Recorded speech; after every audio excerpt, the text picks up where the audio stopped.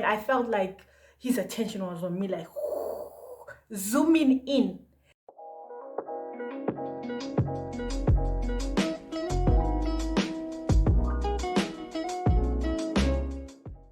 Hello everyone, I'm Mel. Welcome back to the channel. To the new and returning subscribers, thank you so much for your amazing support. And to those who are lurking in the shadows, come on guys, do the right thing. Click the subscribe button below and join the family. Today we're going to be talking about mind games, with the focus of the conversation being on love bombing. But before we get into love bombing and all that, I want you guys to understand that the primary goal of mind games is to gain control or power over someone else, to create obsession, as it were, emotional addiction. So the long and short of mind games is that it is a form of manipulation, period. People who engage in mind games, be it men or women, usually have issues and do not possess the adequate skills to be in a relationship with anyone. These people are insecure and constantly need validation from other people, or they have commitment issues, or sometimes they're just plain old narcissists. With that said, people who play mind games do not have your best interests at heart. And it serves us well to be aware of some of the more common games that people play and to have an understanding on how best we can protect ourselves from this sort of manipulation. By definition, love bombing is the practice of showering someone with excessive attention and affection in order to control them or significantly influence their behavior. So to illustrate this pattern of behavior, I'm going to be sharing a story about something that I went through recently. Yes, your girl has been love bombed before, and it is not fun. So I met this guy on Tinder a few months ago. Let's call him Mr. Lover. Okay, so I met Mr. Lover on Tinder, and this was after meeting a lot of duds. You know what I mean? I reached a point where I'd had such a negative experience on the platform. I was like, you know what? Peace, I'm done. Then suddenly I matched with this guy. He's gorgeous, fine boy, fine. And I was like, what? And the conversation was amazing. I'm one of those people who really appreciates conversation. And this guy was like sharp, witty, had the same off-color humor that I do. And I was like, what? What is going on here? So we talked for a few days on the platform before we exchanged numbers and started talking on WhatsApp. And I was like, okay, I'm down. And you know what? I gave this guy my number, let's say in the morning on a Sunday. Then at around 9 p.m., and I'm an early sleeper, mind you, I get a video call and I'm seeing Mr. Lover. I'm like, what? And this guy didn't even give me no heads up. I didn't have time to get cute or nothing, but I was like, I am what I am. So I picked up his call and we started chatting on video. And it was so easy. It was flowing. The conversation was flowing. I soon forgot that I was looking toe up and that I was wearing my bonnet and what have you. And this guy was open-hearted. I don't know if that makes sense. As in, with some people you sense a resistance. They're trying to put on maybe a charade. But this guy, we were talking and blah, blah, blah. Everything was great. And I felt like his attention was on me, like zooming in. And this guy was like spontaneous. We actually we watched a movie together on Netflix and we're like talking. It was all cute and everything. Then I said, no, I'll talk to you tomorrow. What? So after the movie, I went to bed at around 2 a.m. And I remember feeling like I'd just been caught up in a whirlwind. I don't know if that makes sense. Because this guy's got such a big personality, a big creative person. And it was a bit overwhelming, but I was like, you know what? Go with the flow, man. Go with the flow. You overthink stuff. I was like, cool, whatever. I ignored my gut on that one. I ignored my gut. For the next few days, we'd talk constantly throughout the day because I was still am working from home, Corona. What can you do? We'd talk constantly throughout the day. Then I knew at around 9, 10-ish, I'd get a video call, start talking. And it becomes a pattern. You get used to it because attention was on me. His attention was on me. I felt like I was in the center of his universe, and it was amazing. To be honest, I think we're all like that as people. We love to be adored. We like to feel like someone sees us. But of course, that's our egos talking, isn't it? There's nothing honestly so great about us that we deserve all this showering of affection and attention early on when someone doesn't know you from a can of paint. I felt like the center of this guy's universe for about a week. Then moving on into the next week, things started going downhill. He started replying my messages an hour later, 2 hours later, till days later. And by this point, I was addicted to that attention. You know what I mean? It's like, why? Why isn't he talking to me?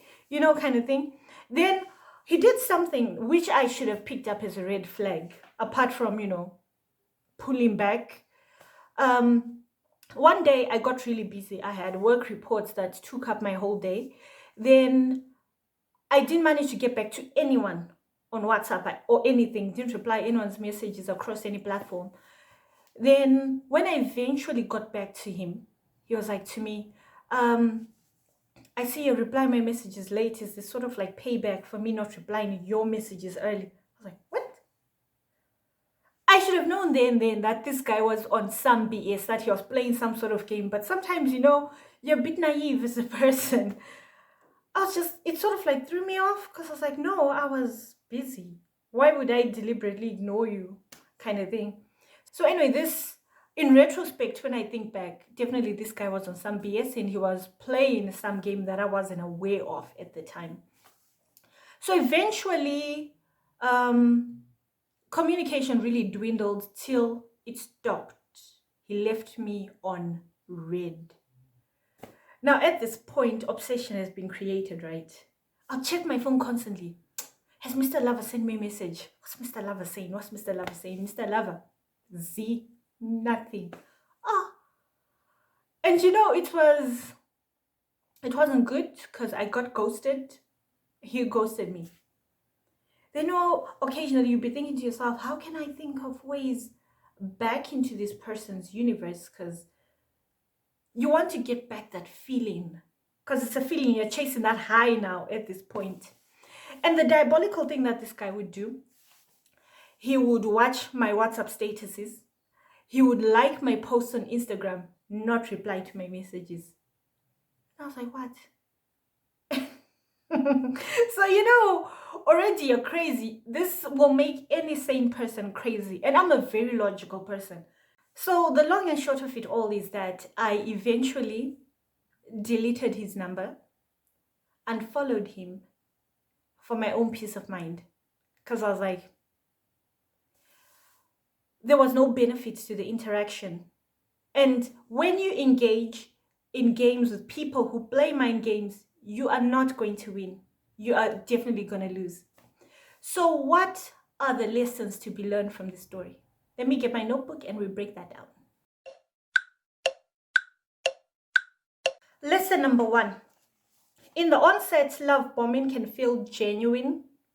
Like this person really wants to get to know you and connect with you. And it can easily be mistaken for the honeymoon phase of a relationship. Love bombing, it's hard, it's fast, it's intense, then there's nothing. So that's lesson 1. Another lesson is that love bombing goes hard and fast. It is too much, too soon, and it's a very, very deliberate strategy. The purpose of love bombing is to hook you. So think of yourself as a fish, and love bombing as a worm at the end of a fisherman's rod. Once you bite into that worm, you're going to get hooked. The purpose of showing you the attention and affection is to be able to manipulate you, to create emotional addiction. And why do people want to create emotional addiction other people? Like I said, so that they can manipulate you to get validation from you, or to get favors or benefits from you, or to stroke their egos and so forth. Love bombing normally begins with the creation of a pattern in your mind. So most love bombers do this consciously, though there are some people who do it unconsciously. They train you, they condition you to expect some sort of reward. They shower you with affection, attention, affection. Then once you get used to that pattern that, for example, my getting a call at 9 p.m. every day, that's a pattern you get used to. They pull that away and start with the inconsistent rewarding. Why do they do that? Why do they do that break? To create obsession. Again, this ties in to controlling a person. One of the worst things about love bombing is that a person would have sold you a dream, maybe made promises, implied certain things. Because I think what keeps us in relationships or pursuing a relationship with someone is an incentive. It can be the promise of a future, it can be the promise of a commitment or something that you desire, a need that you have within yourself. So the worst part is that when this person has sold you dreams, you end up feeling like a garbage person for buying it and for actually believing the illusion. I just want to say, don't feel bad if you actually got caught up, you caught feelings because of all this attention and all this affection that you were getting, even though it was not genuine from the other person's part. It does happen. The question now is, what are you gonna do? Number one, set up boundaries. And this is especially important at the beginning. If you meet someone and they seem to be coming on really strong, sometimes some people come on really strong because they are codependent and they want to lock you down, while some people are just doing that to get control over you, to create that obsession within you over them so that they can get validated. So when you notice, when you meet someone and it's too much, the attention, the speed that they're moving at is too much, it's a good idea to say, listen, I think we're moving a bit fast. How about we slow down? Then you deliberately pump the brakes. That's a good strategy to employ at the beginning when you notice that the pace that the relationship is moving at is too fast. The second thing that you can do and must do, especially when you've been discarded, ghosted, and so forth, is to cut ties, sever ties with that person for your own mental well-being. On this channel, I'm a huge advocate for mental health and emotional health above all else. Cut ties, unfollow them on social media, delete their numbers, and unfollow them in actual real life. Don't be trying to pop up at places where you know they're gonna be. Just let go and let God at the end of the day. No one deserves to be toyed with or to be pulled at like a puppet on a string. So if you find yourself in such a situation, the best thing you can do is to let go. And it's never too late to reclaim your self-respect or your self-dignity. Once you realize that you've been pulled into some sort of mind game, you have the power to decide to stop. Okay? And the thing that you need to understand is that these people who play mind games need you more than you need them. So once you understand that you've got nothing to lose and everything to gain, which is your peace of mind, it becomes easier to wrap it up and let go and not feel like, oh my goodness, I've lost the love of my life, because again, it's all an illusion. With that said, we have come to the end of our video for today. I know it was a bit all over the place. I just wanted to chat a bit today, sort of give you guys a chance to know me. I know it's easy for me to sit here and tell you, don't do this, be aware of this and that. And you're not aware that I'm also a person. I go through some of the things that you go through. So this was me just being a human. So if you have learned anything from today, if this message resounded with you, please like, comment, share, subscribe, do the most. Let other people know. Let's spread this word. Let us create a safe dating environment for each other. Till the next time, Musare Mnyasha.